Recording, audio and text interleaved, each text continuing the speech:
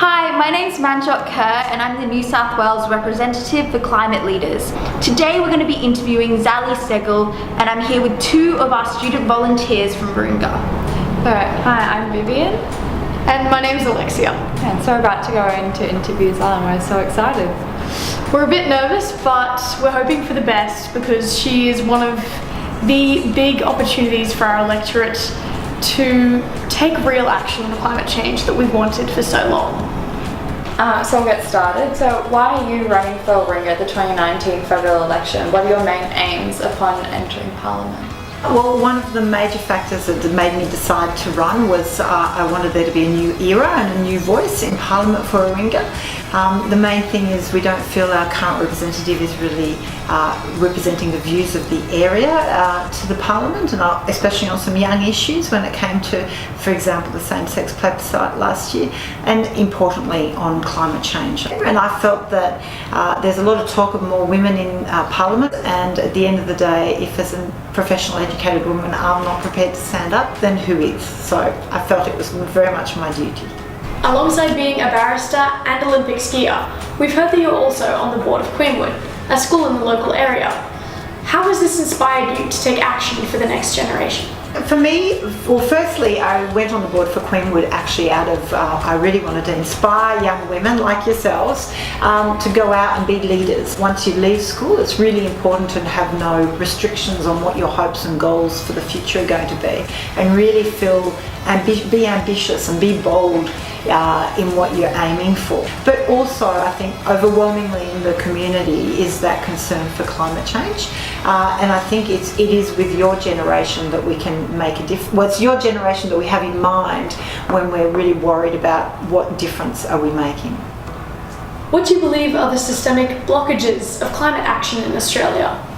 Ironically, the debate on climate change never got this polarised in other countries in the world. Australia is one of the few places where it became such a political football and very polarised across the political divide. Really, I think an independent crossbench has that capacity to put climate on the agenda in the way that the main parties are maybe not willing to have it at the forefront, and I think that's the ultimate purpose of a strong independent crossbench.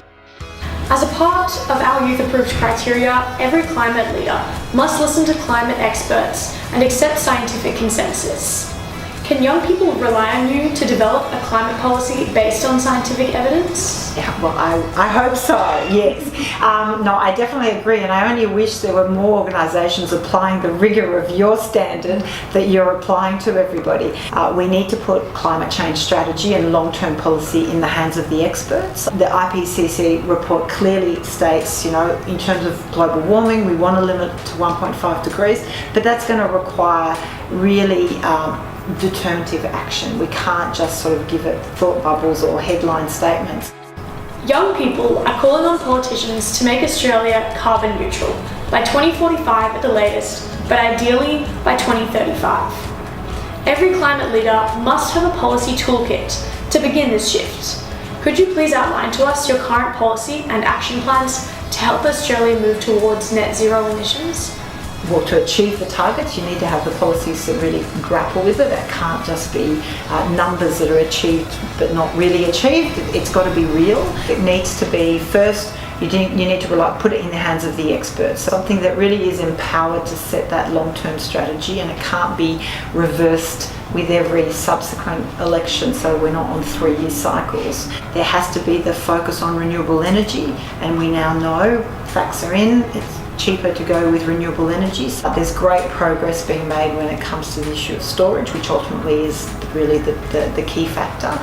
We need to move transport. And then there's issues like all infrastructure projects. It should really become a threshold, sort of a mandatory concern. It should always have to consider climate impact of every development proposal. And then we've got, from an agriculture point of view, and how do we reduce impact that way. So again, I'm not an expert, but I'll take the advice of the experts on the issues.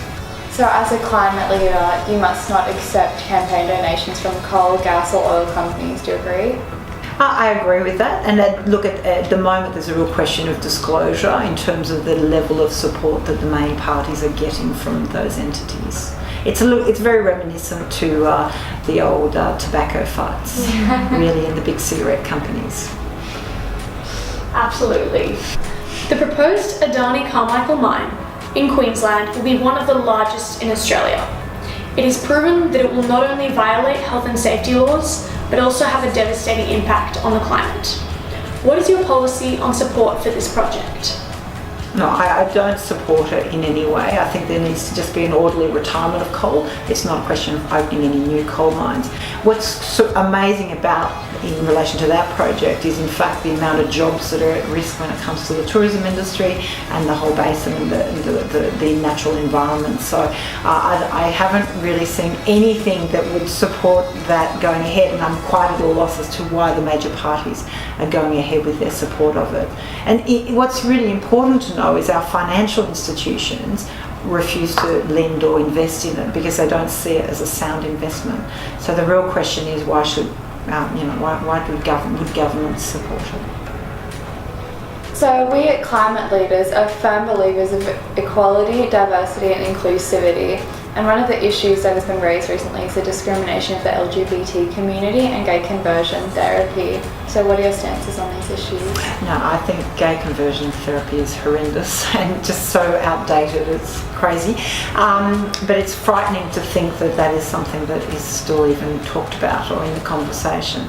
I very, very firmly anti-discrimination of any kind, and so to me it's really refreshing when we talk to young people about how open and so much more accepting and sort of really they're sort of surprised that there's even a question about it. And I know, for example, last year's plebiscite was extremely confronting in that why is this a question that's even being asked. So I definitely agree that we need to do more, but I think then it's also about holding your politicians to account and and staying engaged with politics. You know, your generation has to stay engaged. If you disengage from it, then that's what happens.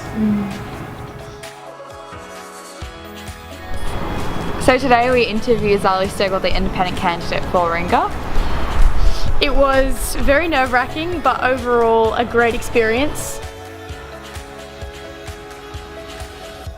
She is definitely a vision of hope for our electorate.